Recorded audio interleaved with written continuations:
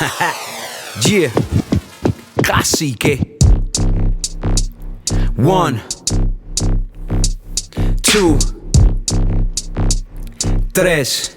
Love, acts of love, bringing folks together from different places, coming together while in different spaces. 29 countries and 30 faces, trying to stay cool in each other's graces. Traveling the world in a ginormous broom, flying through the atmosphere, going zoom. Warriors of the heart, del corazón, searching for some art. That's mi amor, moments coming up, so let's go, it's our place to start. So that's never wrong, but we're stuck in a cage. Una caja, try to channel rage. Mucha rabia, with the world in turmoil, going loco. We find a new stage para todos breathe. News getting me crazy, trying not to be lazy. Everything looks so hazy, so let's come together to rise above. Casting out a line, seeking acts of love. Acts of what? That line should be cut. Acts of what? Let's rise above. For what? For what? ¿Para qué? ¿Para qué? ¿Para qué seguir viviendo? ¿Para qué seguir luchando? Tanta gente que se muere todos los días enterrados. Tíos, tías, padres, hermanos. Duele tanto. La pregunta que me hago es, ¿por qué esto está pasando? Why is this happening? So when I was a child, I always liked playing by myself and performing. I made up my imaginary characters. I always liked singing, and I loved performing. But I wasn't performing for specific people because I was too shy to do that. I was a very quiet person in a school. So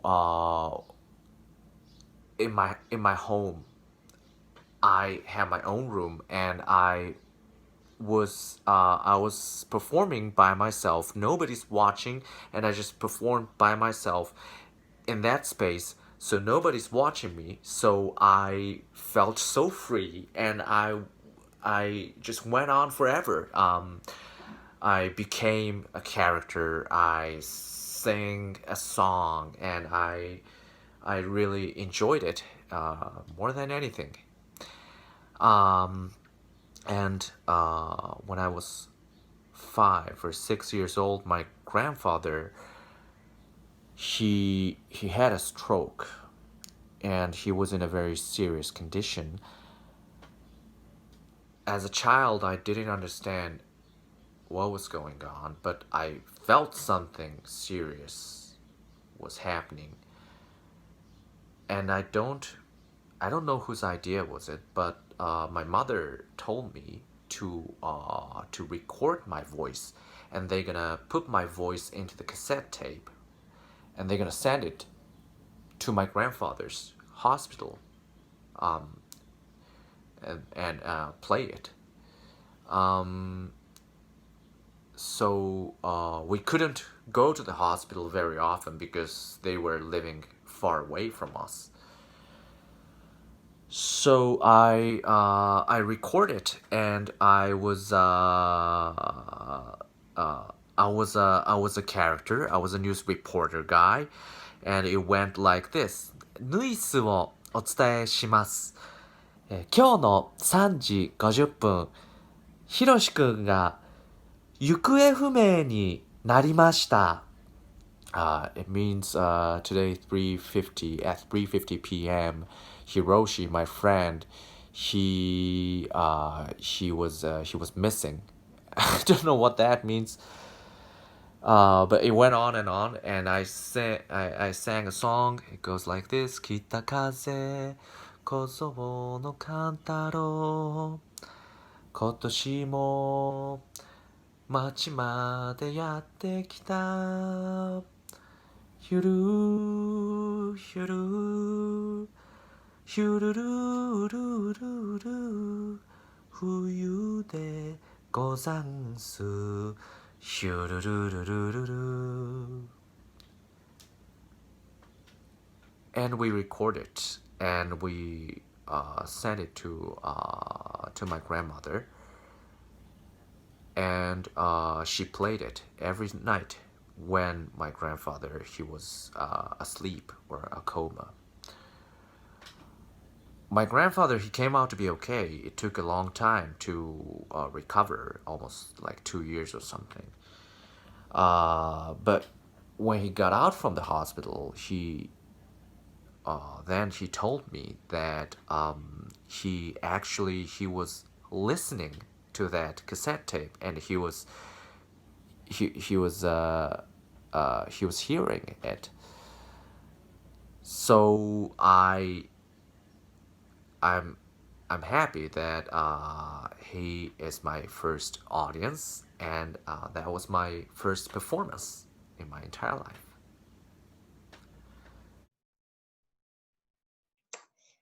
So I recently moved back home to Sweden because of the whole COVID situation, and I moved in with my mom, who normally lives by herself, and my sister also came from London, so it's all three of us living in this one apartment. And I love my mom very much, and ever since I've been back, we've been watching. I've been working during the day, and then in the evening we watch like Columbo reruns, and we watch Murder She Wrote and things like that. And it's been really nice in that sense. But there are days that have been difficult. Um, and one of the most recent things that happened was I was sitting in the living room and I was watching this show on Netflix called Extraordinary Homes, and it's this show about like Greek architecture around the world. And I was watching it, and my mom was sitting next to me one day. And she said something like, if you'd become an architect by now, you would have been able to have built me one of those homes. You would have been able to design me one of those homes by now. And then she just kind of got up and went to the bathroom and got ready for bed. And this was like so difficult for me to hear. And so I followed her to the bathroom, and I was like, hey, Mom, like, when you say things like that to me, it's really difficult for me to process that. I don't know if you know, and I've told you this many times before, that when you say those things, it hurts me because I already feel guilty about the fact that I am not successful enough yet, and that I'm not making millions of dollars yet or anything like that, where I can like buy you a home and take care of you in that way. And I think about it a lot. I question a lot, like, did I make the right choice to become a performer? And did I do the right thing? Because I can't do these things for my family. I can't take care of them. And what's going to happen when you become older, and how am I going to be able to provide for you? All that stuff is already in my head. So when you say those things to me, like you should have become something else, or like what if you would become something else, I'm not only forced to deal further with that guilt, and I'm not only is it getting more like confirmed to me, but I also then have to like defend my choice on top of already feeling guilty about it. And it's weird, and I'm like trying to explain and communicate these things to her, and my mom is saying like, yeah, but I didn't mean it that way, like you're taking it all the wrong way. I meant like it could be a hobby, or it could be like something in addition to your profession as an actor. You can be going out and training to become an architect, all this sort of stuff. And I'm like, how am I going to afford that? And I'm like, we're going back and forth about this thing. And so we're both upset, and we get ready for bed, and we head to bed. And because we're living in this small apartment, it's normally only meant for my mom, but because of this whole situation, both me and my sister are there. There's only one bedroom. There's one bedroom, and then there's a pull-out couch in the living room. My sister sleeps in the pull-out couch, and me and my mom, we sleep in the double bed. So we're angry with each other, and we're sleeping head to toe. And I'm like, fuming in bed. And then all of a sudden, I feel these like two hands creep up and hug my feet, and they pull them to her chest, and she's holding my feet, and she's not saying anything. And I'm like, and in that moment, all the anger and frustration I felt melted away, because I knew why she was doing it. She was holding my feet because my feet get cold, and she was warming them that way. And it was such a just made everything melt away. And I turned around and I faced her, and I started crying. She started crying a little bit. It was weird. And then we started joking, and we talked about this SNL sketch that we both loved, and we were like two schoolgirls. Like we were like this close to each other, and like we're whispering and holding hands, and it was great.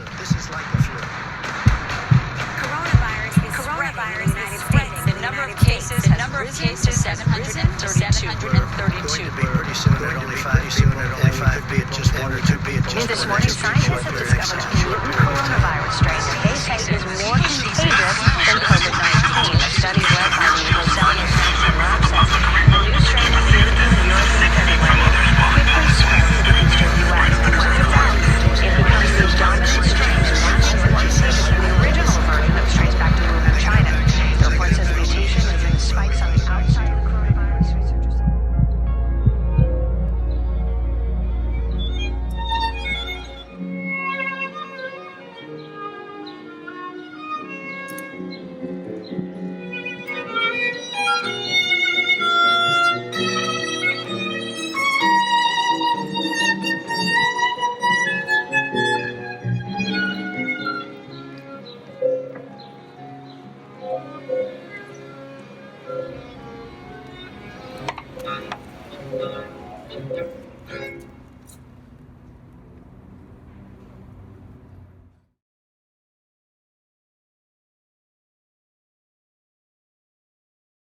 Wow. Wow. It's very beautiful. Very beautiful. Charly, thank you very much for sharing that video. Thank you very much. That's very beautiful. Hopefully you guys having a good time so far. I want to welcome you guys into our Love Corner portion of the show. Love Corner is about bringing two people together in the name of love. And we have actually two contestants here for our Love Corner. And we're going to see a first ever live Zoom date. That's right. Never seen this before. You'll see a live Zoom date. And right now our two contestants are getting ready. So I want to check out on the first one, Lisa. Let's check out on Lisa and see how she's getting prepared.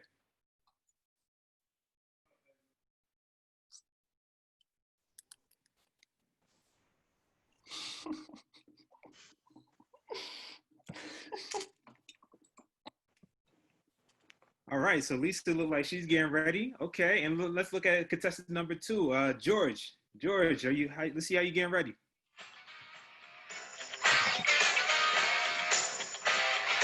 You are the man, George. You are the man. Got it? Come down here. Yeah. Put on some moisturizer because it's important. All right, George's got that. Okay, yeah, George. George looks like he's ready to go. So might as well not wait. Let's bring him in. So Lisa, George, if you can come in. What's going on, Lisa? What's going on, George? I'll let you two lovebirds do your thing. So.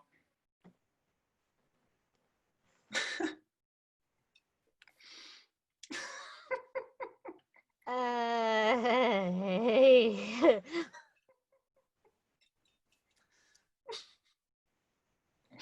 Hey.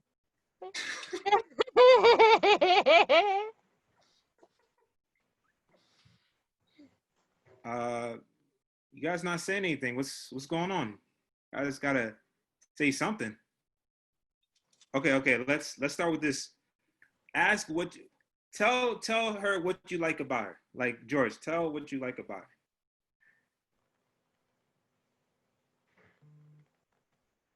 Okay, I'll go first. Well, hi, George. I like your mustache, and I think you have a really nice hat. I think you have like beautiful eyes. Thank you. I like your hair. I like your lipstick. I love that red carpet, and I have to say I'm particularly fond of that little photo in the corner with you and your grandmother. Oh, yeah. How did you know? What? Okay, thank you. Weird.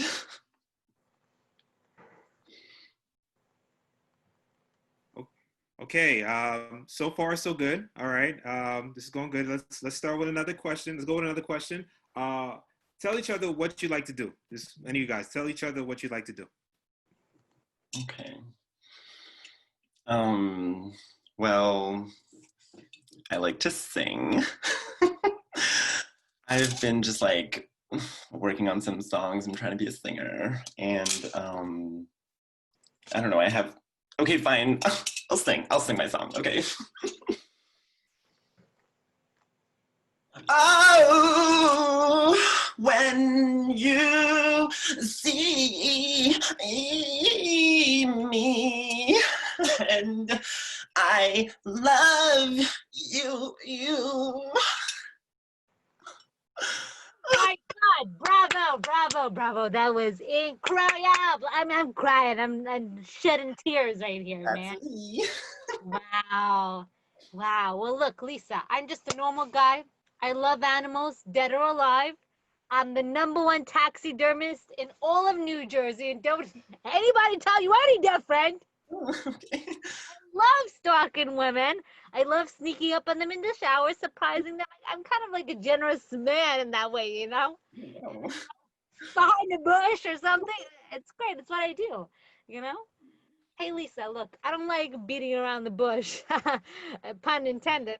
But, you know, I kind of like you, and I have a sense that you like me, too. Am I wrong, or? No, I think we're hitting it off. Me too. Well, would you be interested in the potentially meeting up sometime in person? I guess, yeah, maybe. Yeah, I guess. Well, if you take a look behind you, out the window, maybe. At the window? What do you mean?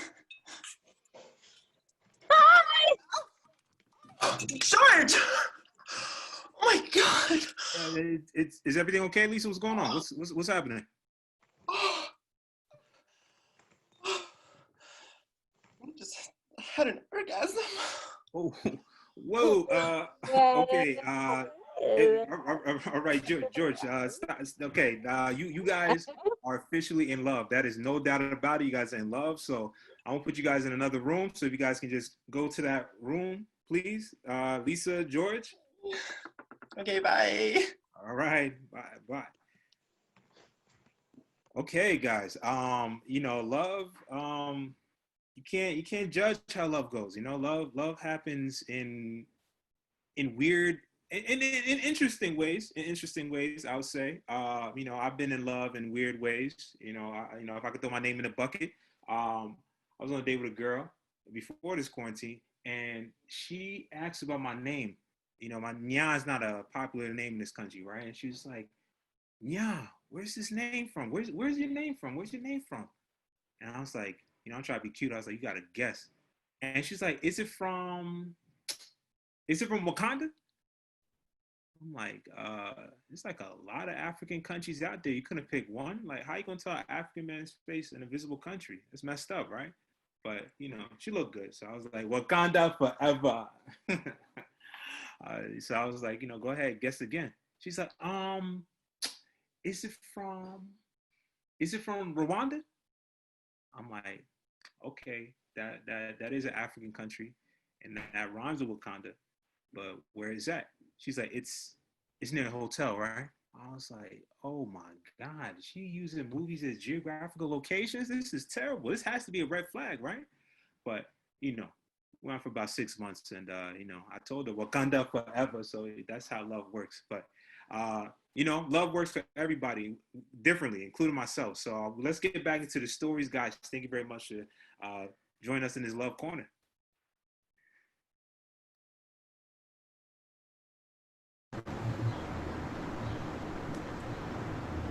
The end of the year 2016 was life-changing for my family. After my father was battling for 2 years the ALS disease, he passed away. Still keep in mind his person, who he was. His voice for me was like a crush between a rock and a plate. I always get scared when he called my name. It made me ask to myself, like, wait, did I do something wrong? I remember my family and I were taking turns to take care of him, doing those things that we take for granted, such as walking, giving a hug, and talking. We were helping him to comb his hair, to eat, to brush his teeth. 4 months before the end of 2016, I came to New York and I was taking intensive class of acting. I remember after I finished my acting classes, he called me and he said, "Henardo, I need you." I left everything. I bought a ticket, I took a flight, and I went to Dominican Republic to spend time with him. One day, I was alone with my father. I was helping him. And I remember that he gave me a look. He looked at me in a certain way. I looked to his eyes, and without words, he talked to me. He told me that he loved me.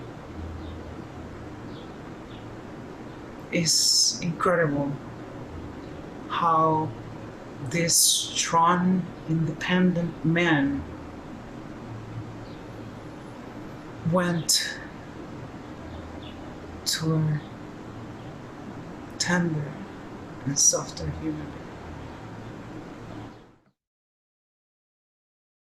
I started playing guitar when I was in middle school. I saw some students in my school playing rock music and I thought it was really cool, so I wanted to do it too. So I started playing guitar by watching YouTube lesson videos or magazines, but it was still difficult for me to just do it by myself. So I sometimes asked my dad for advice because he plays guitar too and he plays it really well. But whenever I asked him, he was always like, "なんで自分でできるよ?" which is like, "Oh, you can do it by yourself, or you'll eventually know how to do it." I mean, I love my dad, but he's the type of person who is being couch potato a lot when he's at home. He usually sits on his recliner, holding guitar on his hand, turn on TV. He usually watched American Chopper, and he's sleeping. Like one time I told him that I want to play catch with him. So he took me shopping for buying a baseball and a glove. And that was really unusual for him, so I was super excited. I thought we can play catch after we went shopping. But I realized that he doesn't have his own glove. Well, but I thought gloves are expensive and maybe he can catch with his bare hands. But of course, when we got home, he went straight back to his recliner and I ended up playing catch with the wall. Anyway, when one day I was practicing this song "Wish You Were Here" from Pink Floyd, and then my dad heard me practicing it and he suddenly got so excited because it was his favorite song, and he was almost like grabbing my guitar from me and started to showing me how to play it. And he showed me several times and he even played it slowly for me. So that's why this song is my favorite song to play it.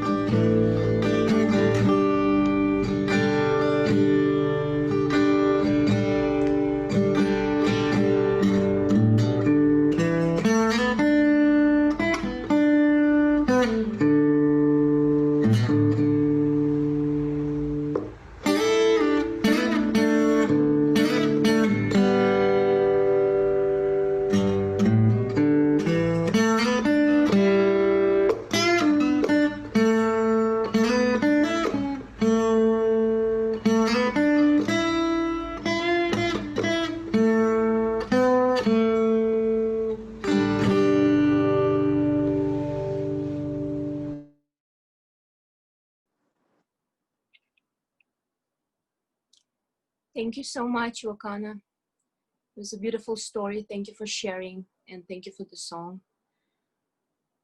Well, my dad came to the US from Uzbekistan when it was actually a few years ago when my nephew, his grandson, turned 3 years old. And I remember their first meeting at the airport. Dad was very excited.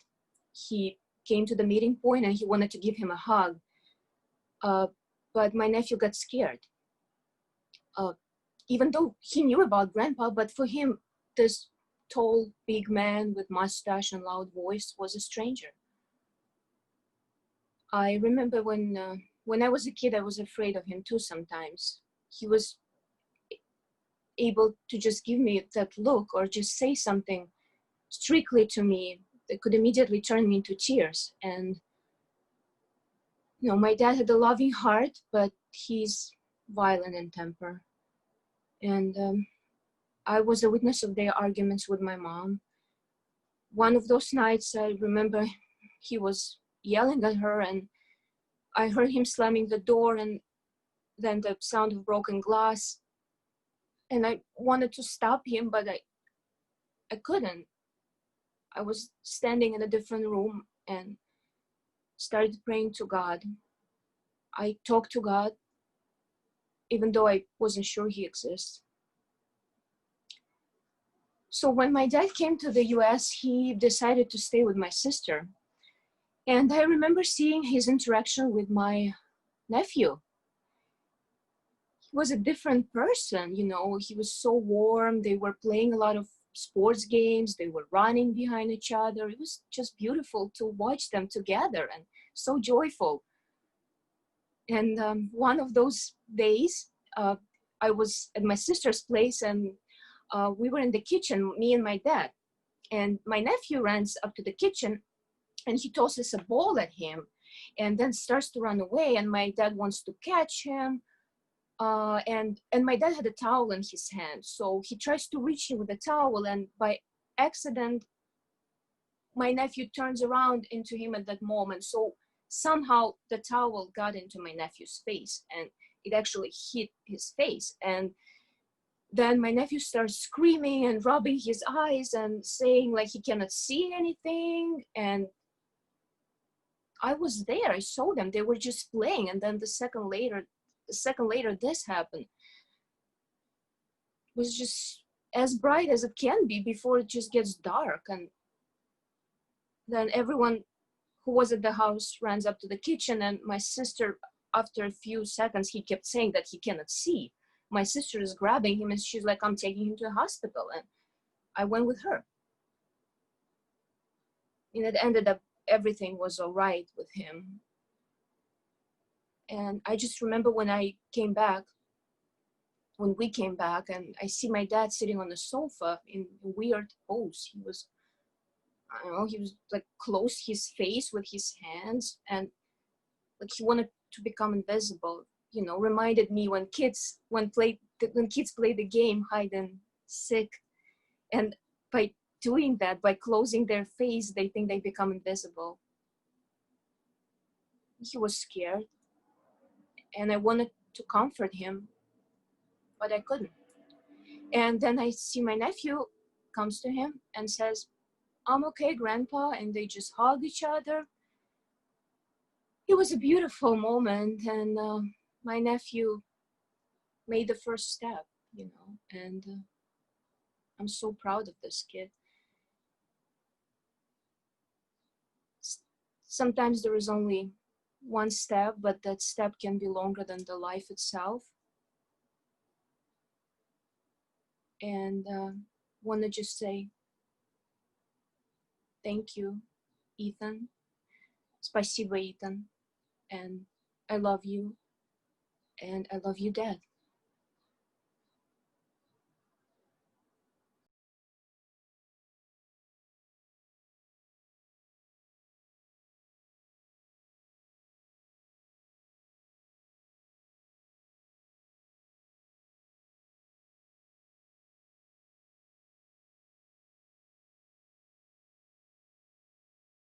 Is Maier here? Is Maier here? Can we move on to if Maier is not here?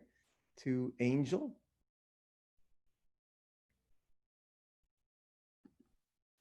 Oh yeah, there we go. Thank you, Lana. You are so beautiful. Hi, I'm Maier.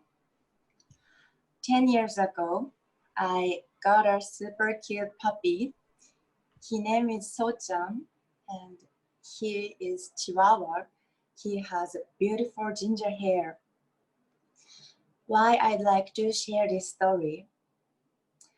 I started my modeling job when I was in high school, but the school that I went to was very strict, private girls' school. So most of students go to good colleges, but I started my career in show business, and nobody is supposed to do that. So when they found out that I was doing a modeling job, I had to drop out. And my mom got very upset. I think she wanted me to grow as an ordinary girl, but I really wanted to continue my career. So I decided to live on my own. But sometimes I missed my family. I missed my mom. So I used to go back home when I felt that. But when my mom found me at home, she usually got angry or yelled at me. Like, why are you here? Here's not your home. You don't have any space here. Like that. And I was sad.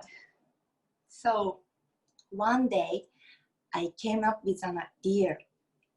What if I bring this cute puppy to home and show her?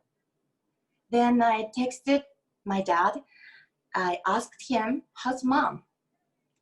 I usually did that when I wanted to go back home because he always helped me out. So I went back home with So-chan this time.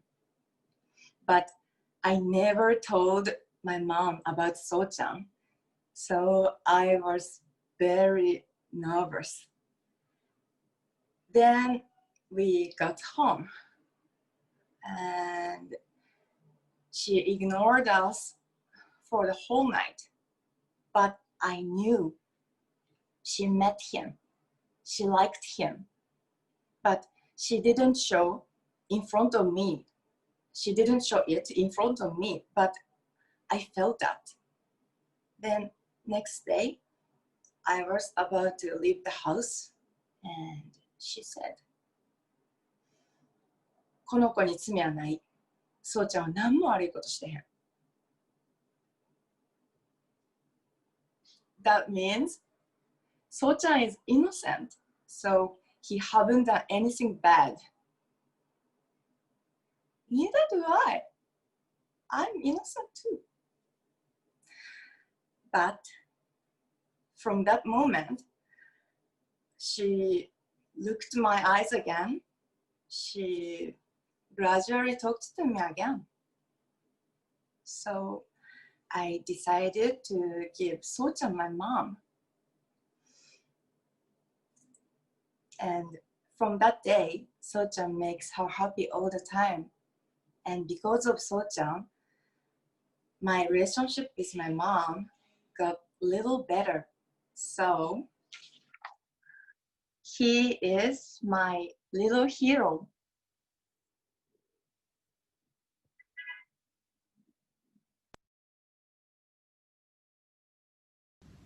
A while back, a friend of mine had a baby girl. She named her Alba, and she was incredible. All babies are beautiful in my opinion, but this one in particular, for some reason, I felt a strong connection to her right away. I had not met her physically, but I had seen all the pictures and all the videos that my friend would post online, and thankfully there were tons of them, so I got to see her grow little by little. She had these beautiful cheeks, chubby cheeks, and large black eyes and black hair. But the best thing of all was her smile and her laugh, which she couldn't stop doing, especially when her mother or her older sister would say things to her. And there was this beautiful sense of recognition, especially when she would see my friend. But unfortunately, baby Alba had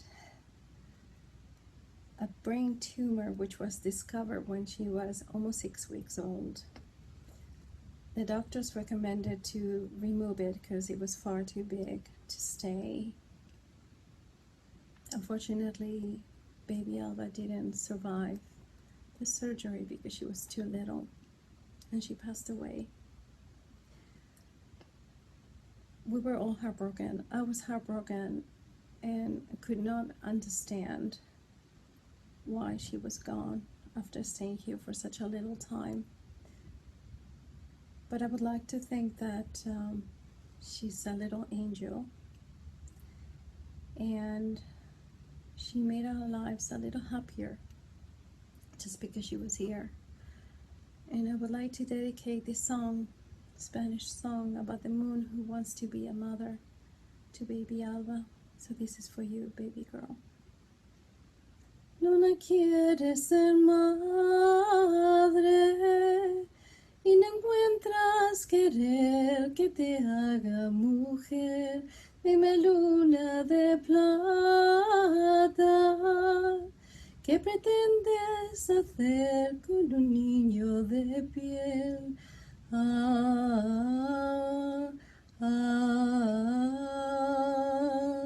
Hijo de la luna, y las noches que haya luna llena, será porque el niño esté de buenas, y si el niño llora, menguará la luna para hacerle una cuna. Y si el niño llora, menguará la luna para hacerle una cuna.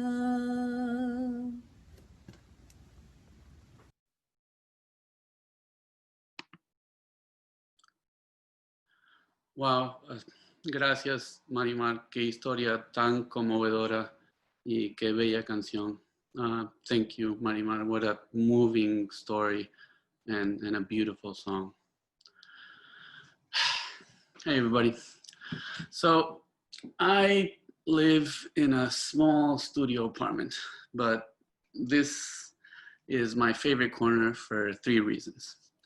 It reminds me of my father, my best friend Carmine, and finishing what you start.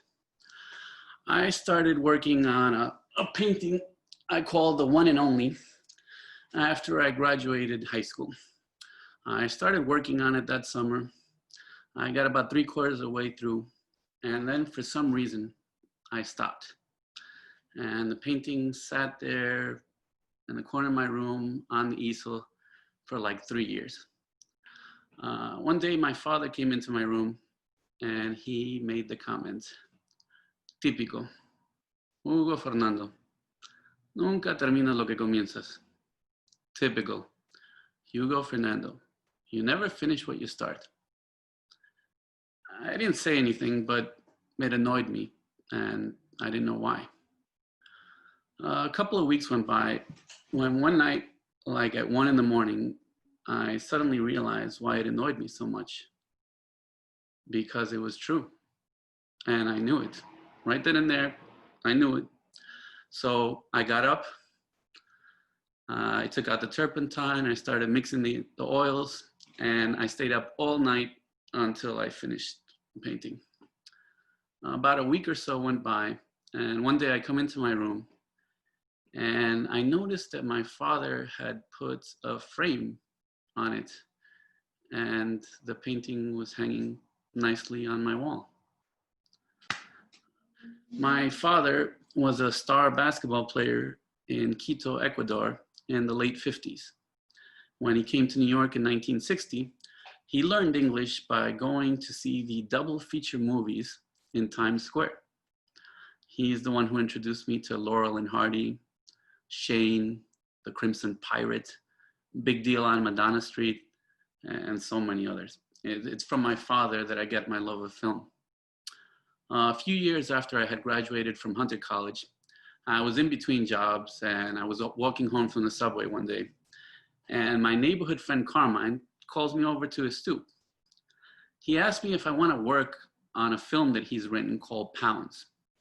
It's a personal journey type story where he's going to play the main character, and it's going to have to be shot in 4 parts.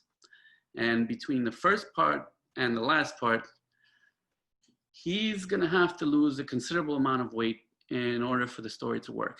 And my friend weighed over 350 pounds at the time. I agreed to work on it because I had nothing else going on. And the next 4 years that it took to complete the filming were some of the most exhausting and rewarding of my life.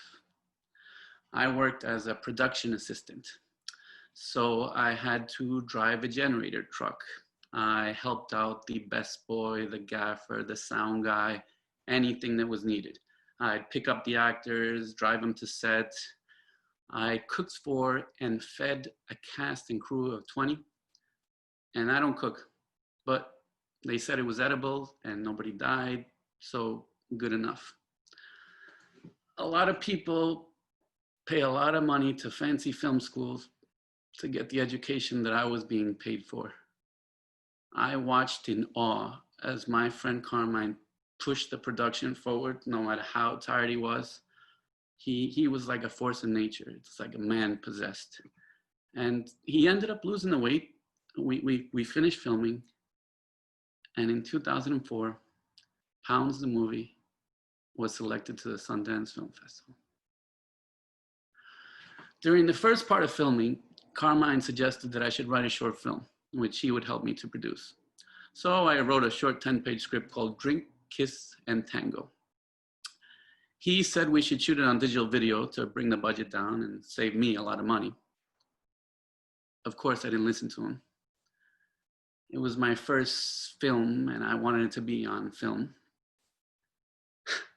I should have listened to him. I spent my entire life savings up until that point on my little film. And with the last $500 that I had in my savings account, I paid the editor. The first film festival that it got selected to was the Chicago Latino Film Festival. Now, of course, I didn't have the money to go to Chicago because I spent it all on my film. My father saw this and he helped me out with the money to go to Chicago. Now, when I was sitting there in the theater and the lights went down and my little film started playing, I knew that I had finished what I started. But without my friend Carmine and my father, I never would have. And for that, I'd just like to say, thanks, Carmine. Gracias, papi.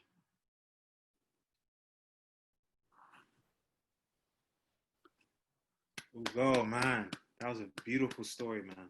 Very beautiful. Thank you for sharing that. Thank you. Thank you very much. And this is Acts of Love. I want to say, guys, thank you very much for joining us, for being here.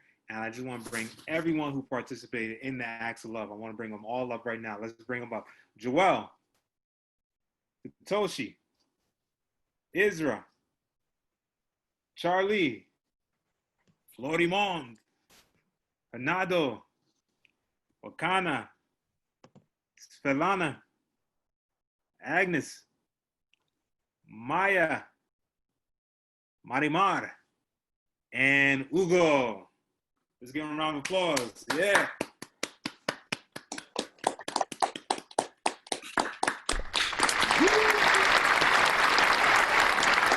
Last but not least, David Deblinger.